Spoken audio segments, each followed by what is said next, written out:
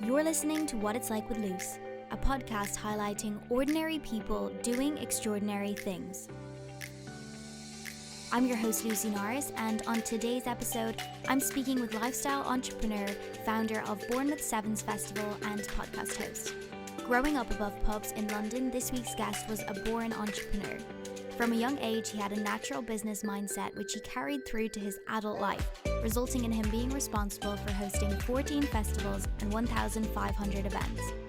From starting out in nightlife promotions as a final year student to setting up the world's largest sport and music festival, this week's guest has quite the story to tell. Sharing his insights into successful branding, taking risks, and the power of keeping things simple, here's what it's like to be Roger Woodall.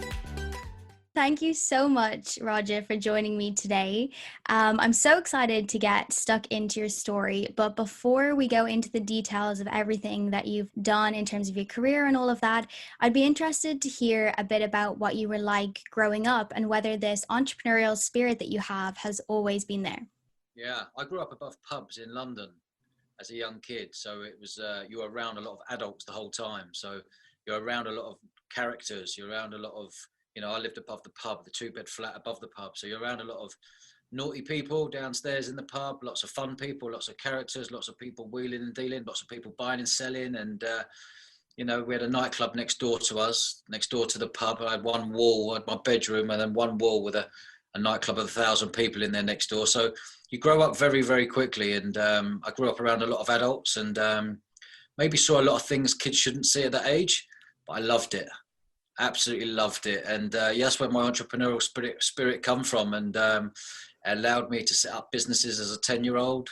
I'd go to the nightclub next door on a Saturday and buy 20 tickets off the manager for £1 each, and then I'd go into my dad's pub next door at between 10 and 11 o'clock in the evening and sell all those tickets for £2 each, but the ticket they got would get them queue jump. So it saved them queuing with 1,000 people. It got them VIP queue jump. So everyone was a winner. So I learned from a very young age that business is all about creating a win-win situation. And, as a 10-year-old, to earn £20 in, an hour's work, I felt like a king. I felt like a multimillionaire at that age. And it's just grown from there, really. It's funny, at 30 years old, I'm still selling tickets and doing VIP tickets. But the numbers just got bigger as you got older. When you were entering college, I know you were really heavily involved in rugby and sports and things like that, but when you had to make the decision to focus more heavily on business, or how you discovered that that was going to be your path rather than, say, going down pursuing rugby as a career? So really, my proper business world started in my final year at university. There was a local nightclub. I went to Loughborough Sports University and I was one of the main faces on campus, being a rugby boy in my final year. And the local nightclub had 1,000 people in there every Wednesday. Wow. And they used to charge £2 to get in. And I approached them at the start of the year saying, how about you keep £2? We put £1 on top. So the customer pays £3. I keep the £1, you keep the £2, and I'll get more students in here every single Wednesday. So they agreed to that. So I guaranteed myself £1,000 each week, and we got the numbers up to 2,000 capacity. So I got £2,000 every single Wednesday as a student. Wow. And this was back in 1999. I also took on another club in Wandsworth in London on the Tuesday night, and that was another £1,000.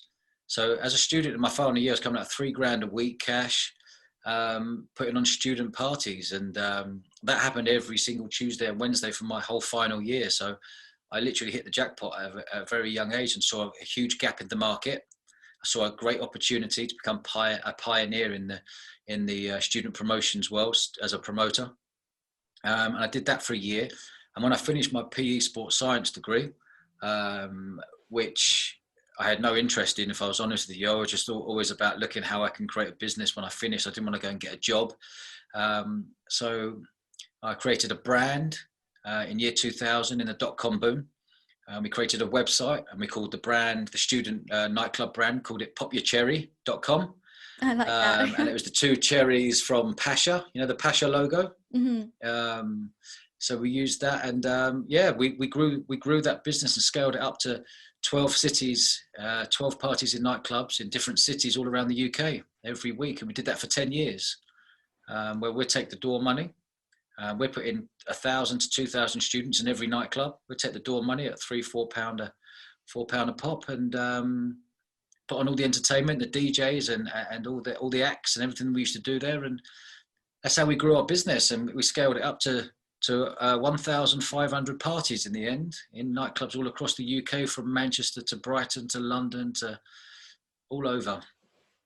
That's so impressive. And as you said there, as a student, I mean, that kind of money is what dreams are made of at that time. Yeah. And so I suppose you said you did it for 10 years, and I know that you've done so many other things since then. So where was the turning point for you, or the moment where you might have felt like you'd given all you could give to that space, or you were interested in pursuing new interests? How did that come about, where the shift came? Yeah. The shift came, I started in 1999, and the shift came, and I launched a festival in 2008, but the shift came about 2006, 2007. In the nightclubs back then, everyone used to smoke. The whole nightclub used to be everyone smoking. And all of a sudden, the government brought a smoking ban in, which means people had to go outside the nightclub in the cold and the rain and the snow, whatever it may be, and have a cigarette outside. And that sort of changed the atmosphere a little bit and changed the experience for the customer. And at the same time, the government brought in late licensing. So it allowed all the bars, all the feeder bars, before they would come to your nightclub, it allowed those bars to stay open past 11 o'clock. They would stay open till 1, 2 o'clock, and that would then compete with our club.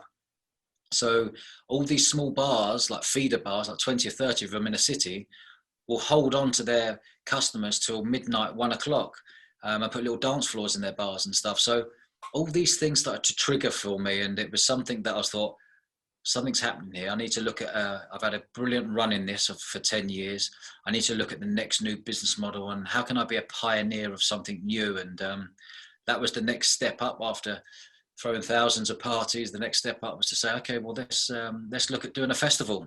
And so obviously that festival was Bournemouth Sevens, which I think is such a cool concept, and I might be mistaken, but I don't think there was anything like it at the time when you established it. So can you take me back to 2008, when you've decided to come up with this festival idea, and how you took it from paper to reality? Yeah. Well, it was me and a mate of mine sat on Bournemouth Beach having a beer, and we saw a number of music festivals all around the UK back then, and there was probably like 15 big music festivals back then. You know, your Glastonbury's, your Reading, your Leeds, festivals. You know, there wasn't like the amount of festivals there are today around the UK. And I just saw an opportunity again in the last recession in 2008, which people were scared of recession. I just thought, why don't I launch a festival in a recession? Because that's where the opportunity is. And I also realized that there was no one doing a sport and music festival. So again, I wanted to be a pioneer and say, well, how can I amalgamate sport, which has been my life for 30 years, and how can I amalgamate that with creating a music festival at the same time? So I come up with the idea of creating Bournemouth Sevens. So we had Sevens rugby, and it just grew very, very quickly. And but I also went in there with a lot of naivety, Lucy. The naivety was, you know, my skill set was that I knew how to throw an amazing party and get people loving that experience and wanting to come back for more. I was also really well connected in the sports world. So I thought, if I mix my all my connections with throwing a great party, I could put a great big party in the field. But little did I know that there was a lot of expenses with putting on a festival. And you know, I didn't know about police and licensing and council and how much marquees and audio would cost, and DJs and bands and Wi-Fi and carpets and flooring and toilets and showers. The list just went on and on and on. And these were all bills that needed to be paid. And I was thinking I was going to pay for it post-festival. Once you bring all the money in, then you can pay everyone off. But my naivety was, I ran out of money 6 months before the festival was opening its doors, because everyone wanted the money up front. So that was a massive shock. And but obviously being in a recession back then, you know, banks weren't loaning any money. You know, where'd you go? It was like, I'm £100,000 in by now in 2008, with 6 months to go. And within a week, all the money had gone because it had been paid out to marquee companies' deposits and all the suppliers and contractors that were there and the venue, venue hire. And that was a real wake up call. It was like, oh my God, do I walk away from £100,000 now, or do I go for it? Still go for it. And I had no doubt in my mind I was still going for it, but I needed to find a load more money. And I turned to my wife one day. I was like, there's no other option, but we've got to remortgage this house. And that's a real tough conversation to have with your wife.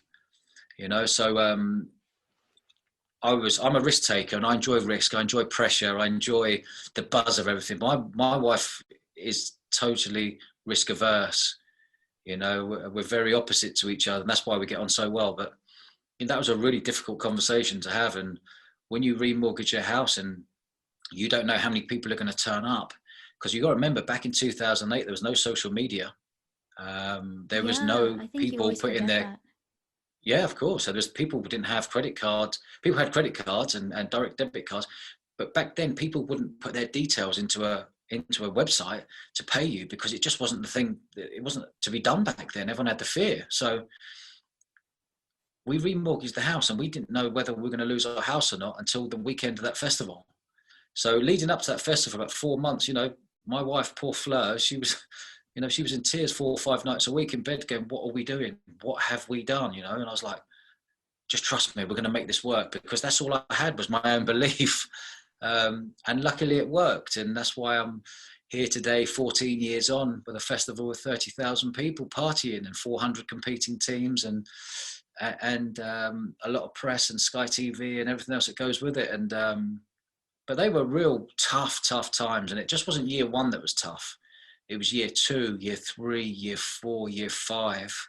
And then you realize you really break the back of it and you're onto something. Because when you're creating a business and creating a brand, you're constantly tweaking and improving and learning. I didn't have a mentor. I didn't have a coach. I didn't have someone who's done a sport and music festival before. So there was no blueprint. I was making up my own blueprint as I was going along. And going back to it, naivety in business can be very, very good. And because you just go for it and you make it work. Yeah, I think that's an incredible story. And I always love to hear the behind the scenes, because I feel like it's so easy for people to forget that there was hard times when you look at it from a successful point of view where it is now. And you spoke there about, belief and how you are a risk taker. Do you think that that's something that people just have, or they don't? Or do you think it's something that you can cultivate and nurture within yourself? In terms of, I'm just thinking about you back in those times. How did you mentally keep pushing through all these barriers when everything was kind of stacked against you to say this isn't going to work? I was just brought up like that. I was brought up with, I was living above pubs in a 2-bed flat above pubs in London. It's tough, you grow up tough. You're around adults, you see stuff you shouldn't be seeing as a kid. You grow up tough. You just crack on. There wasn't none of this. Some students these days go, oh, Mum and Dad, I'm going traveling for 2 years to go and find myself. I would never, I couldn't have said that all those years ago. I'm going to find myself and come back, with a new. It was just get up and do it. Put in a shift, put in the hard graft, do your homework, do your marketing, do your promotion, create a brand. All the simple things that people forget these days. And, it was just, I enjoyed risk. I've had risk all my life from a young kid, so it wasn't different to me. It was the numbers were bigger and the risk was crazy. So anyone listening, do not remortgage your house to put on a massive festival in a field. Trust me. And, it's, I mentor other entrepreneurs, and the biggest thing I teach them is make sure if you take a risk, it's calculated. My one was not calculated at all. Yeah. But that excited me because I thought I could be the pioneer of something new, a sport and music festival. And, I'm lucky to sit here now and look back and go, God, I'm glad I took that uncalculated risk. But yeah, I've gone through a lot of amazing years and I've learned a hell of a lot, Lucy, over the years. I went in there not thinking I know everything, but you've got to learn quickly, because this is a whole new world, because you're dealing with 6 or 7 revenue streams when putting on a festival. When putting on parties in nightclubs, you're dealing with one revenue stream, and that's the door money, the ticket money. When you go into a festival, you're dealing with 6 or 7 revenue streams, from ticket money to glamping and camping, to sponsorship, to all the caterers that pay you money to be at the festival, to the upgrades to VIP and VVIP, and to the bar money. So there's amazing revenue streams that could be had when putting on a live event. But there's also a hell of a lot of outlay and risk compared to throwing on parties in a nightclub, because you've got to remember, when you're as a promoter of a nightclub, you're doing that weekly night every single week in Manchester, or every single week in Birmingham or Leicester. My outlay was just to get people into the club, the marketing and the promotion, and building teams of people up in different cities, and paying for the DJs. It wasn't a lot. Well, you think about it, I would go there, the toilets were there, the lighting was there, the DJ box was there, the bars were stocked, the security were there. Everything was landed on a plate for you. So when you're putting it on a field, nothing's landed on a plate for you. You've just got 67 acres of green land. Yeah, it's a whole other ball game. But Yeah. you did it, and you were successful in it, which is amazing. And so you mentioned there, you didn't have social media or anything like that. I know you were quite well connected within the world, and obviously you did have that background a lot in promotions and things like that. But how do you think, or what do you think it was about what you were trying to sell to people that created that buzz and made people want to buy tickets to this new thing they'd never heard of before, and spend some of their summer there? I wanted to recreate something that me and my mates would like.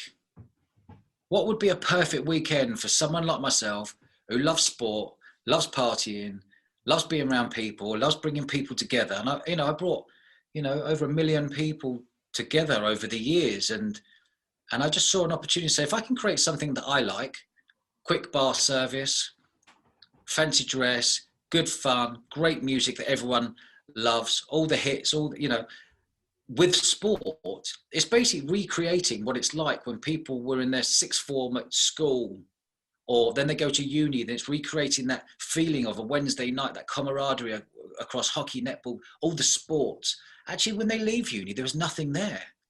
People leave uni and go, oh, my uni days were the best days of my life.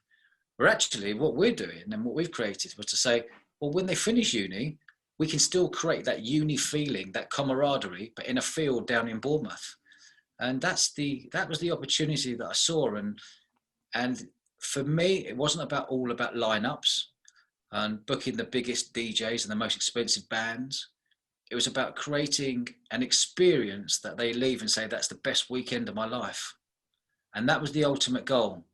And we believe now that's what we've achieved, and we are constantly improving every single year, because we know people are wanting to come back for more and bring more friends. So that's how it's grown over the years. Yeah, it's definitely a really cool concept. And in terms of that growth, and in terms of, with every business, I feel like it might be a bittersweet thing when you grow, because does it feel like you're losing a part of it every time it gets bigger and bigger? Because obviously you have to involve more people, maybe outsource a bit more. What's your experience like in terms of having experienced a business that has grown to such magnitudes from something that you started with just, two of you sitting on a beach over a beer? Yeah, it's an amazing feeling. When you grow a business and you do it correctly, there's too many people out there these days that I find very difficult. As an entrepreneur, never had a job in my life. As I look now and see young startups starting, the first thing they do is look for funding, look for investment, get VCs on board to chuck in £1 million. And it's like the ultimate goal is to go and get money, easy money, and business isn't easy. You got to remember that, 50% of businesses fail in 18 months. 50%, 80% fail in 5 years. These are huge numbers. These statistics don't favor the startup or the entrepreneur. They don't favor. So when growing a business, it's important that you grow it slowly. Everyone wants instant gratification these days across social media platforms. But as a business, you can't. The key to business for me is creating a brand. A brand is something that they talk about when you're not in the room. They talk about your brand when you're not in the room. You know you've got a strong brand. A prime example now is that businesses come and go. Brands don't. Brands can stay for a long, long time if you get the brand right and you get the belief of the customers and the trust of your people, and you nurture your people, and then they feel connected to you as the owner or connected to your team, you know. And again, I go back to simplicity. I keep business really simple, Lucy, and these key attributes are key in business. Do you think that the key to building a successful brand is that connectivity that you mentioned there, or breaking down that barrier with your consumer? What would you say is the number one thing to building a lasting brand? The experience of the customer, from customer service, for them picking up the phone to your office wanting to buy tickets, that you've got lovely people on the end of the line who are talking the same language, you know, with an upbeat feel. But you remember, we're a cool business, so people want to be associated with us. You know, we're not selling double glazing or accountancy or whatever. So it's kind of, it helps. People want to be at the festival. People want to be part of it. People want to show off to their mates to say, oh, I've been to Bournemouth 7 9 times on a trot. You know, the amount of repeat business we get is unbelievable, because people love coming back to it because they have a cracking weekend. And yeah, it's trust. It really is trust. They know they're going to get a brilliant weekend. So, and they leave with a smile on their face, because you know they're going to tell 10, 20 friends the day after. You know they're going to plaster it all across their social media platforms. And it's only going to help your brand to sell tickets the following year. You know, so it's a high risk business, risking your whole year on 3 days to earn all your money. But it's high reward when you get it right. Yeah, definitely. And I mean, you have Bournemouth Sevens, but I think you're also involved in, you know, a lot of other things, including podcasts as well. So how do you keep yourself, I'm sure that you have so much to keep yourself busy with outside of those 3 days a year, but what does the rest of the year look like for you as an entrepreneur? Well, I'm a lifestyle entrepreneur, Lucy. So I'm not here to build an empire. I don't want 30, 50, 100 staff. I've got 10 full-time staff.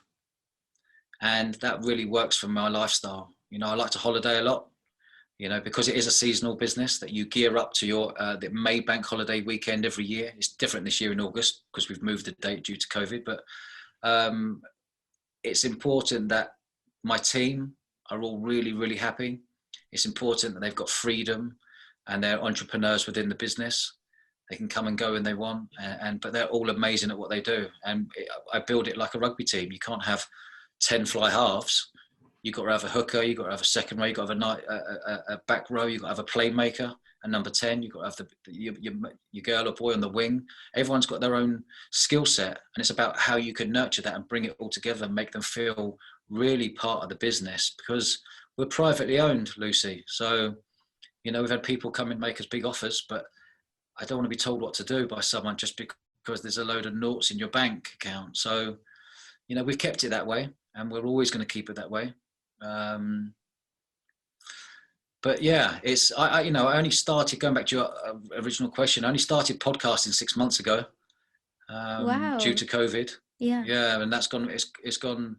You know, I've kept myself private for all my life, and when COVID happened, all my staff are saying, Dodge, you've got to go public. You've got to let people know your story. And I was like, oh no, that's not for me. Anyway, I went public and did a podcast, and I just told my story, and it went viral. And I was like, oh my God, people really like this. So we set up the brand.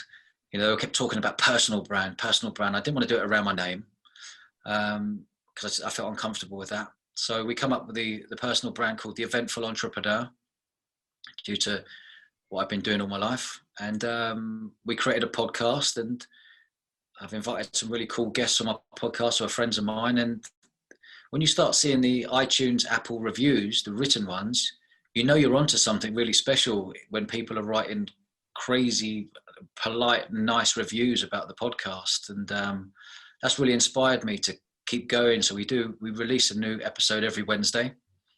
And I'm interviewing sporting icons and entrepreneurs and comedians and rock stars, and it's just been great. It's been really, really good. And I only get people on my show who are cool, real, say how it is, no jargon, and we just have a wicked conversation for an hour. That's mental that you've only been doing it for 6 months, considering the caliber Yeah. of people that you've had on. I didn't realize that. Congrats Yeah. to you, because it's a really great Yeah. show. Thank you. And so obviously you said you've been an entrepreneur your whole life. It sounds like it was in your DNA from, the minute you could walk. Do you think that there is another business in you, or are you content with what you've got going on at the moment?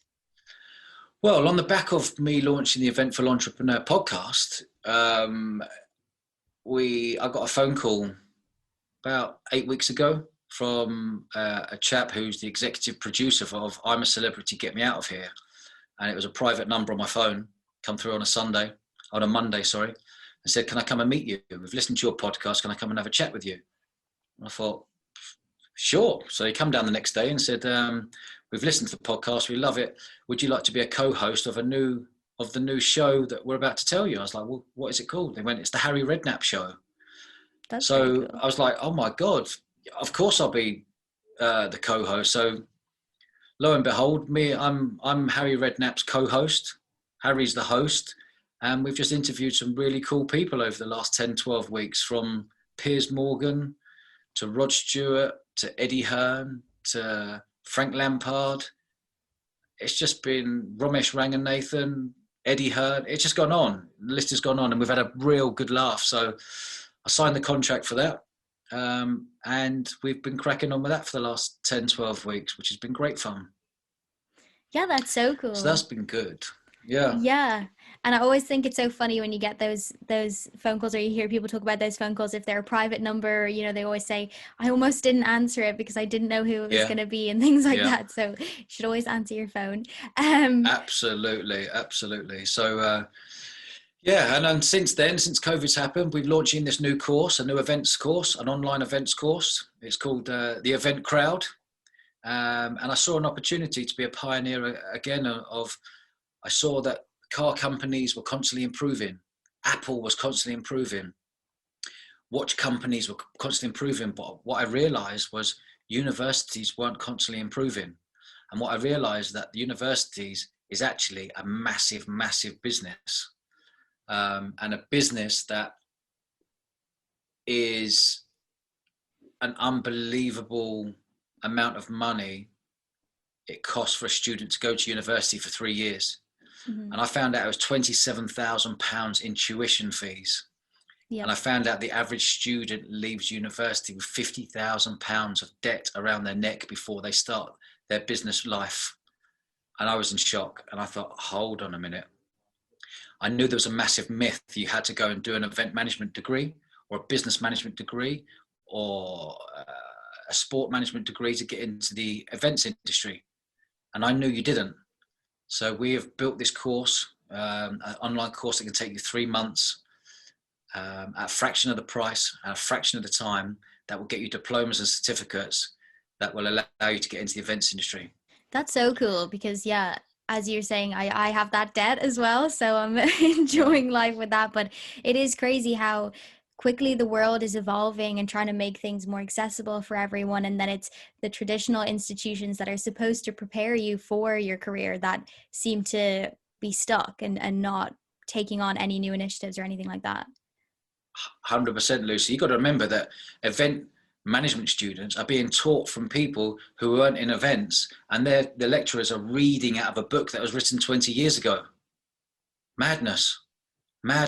So what I've done is I've brought in 40 of the industry experts, of people who put on Boardmasters Festival, Glastonbury, the Olympics, London Marathon, wedding companies, conferences. I brought them all in, the industry experts who are in the industry today, who are giving guest talks for an hour. So there's 600 years of experience on our course, the Event Crowd.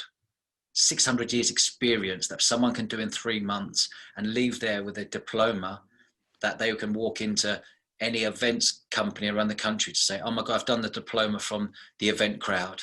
Wow. That sounds, it sounds like a win-win from that huge perspective. Win-win. Yeah. £2,000 for the course, or £27,000 to do a 3-year degree. Yeah. Oh, it sounds like Crazy. such a simple choice when you put it that way. Yep. And I'm sure you're going to have a lot of success with that. And so, you know, you've Mm. listed off a lot of things you have going on at the moment, and then obviously you have your festival as well, and you've achieved so much along the way. So, what is the ultimate goal? What do you have kind of an end place that you're always reaching to, or is it just day by day?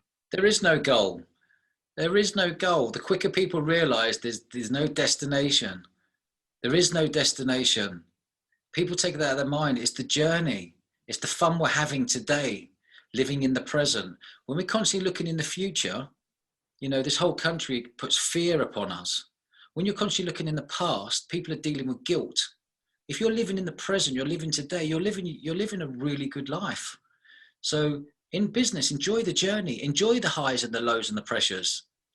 If you can learn to enjoy the pressures and the lows, the highs are even better. You know, it's really simple. It's really, really simple. But make sure you do something, whether it's yourself, Lucy, or anyone else listening, that you're passionate about. I couldn't think of anything worse getting out of bed, knowing I'm going to a job that I do not enjoy.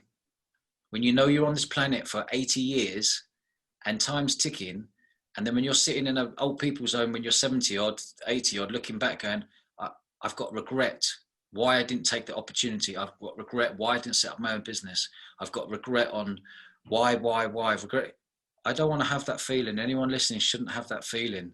So if you're passionate about something, please follow that. It's key. Yeah, I think that's so true. And I think it's always so valuable to hear that coming from someone that, as you demonstrated throughout the course of this conversation, went through the lows, you know, just as much as the highs, but you're now sitting and living the life that you want to live every day as opposed to something that you have to do. And I feel like you have already answered this, you know, throughout the course of our chat. But I do just want to ask, if you had to give one piece of advice to your 10-year-old self, if you could go back and sit in front of that kid, what is the one thing you felt like you had to say to him? Follow your passion. Do something that makes you happy. Why would you do something that doesn't make you happy? I never understand it. And if you're, I just don't understand it. Why it would even go into someone's mind? Do things that make you happy, because it's not about money. It's not about, listen, we've all got bills to pay, don't get me wrong. But having a free mind and being happy is a much better place to be than not having a free mind of negativity and doing something you don't enjoy. So keep it simple and find out what makes you happy, first of all. But a lot of people have to realize what makes them happy. Not a lot of people realize what might make them happy. Yeah. Happiness is key. Happiness. Happy, happy, happy. Yeah. That's my I feel advice.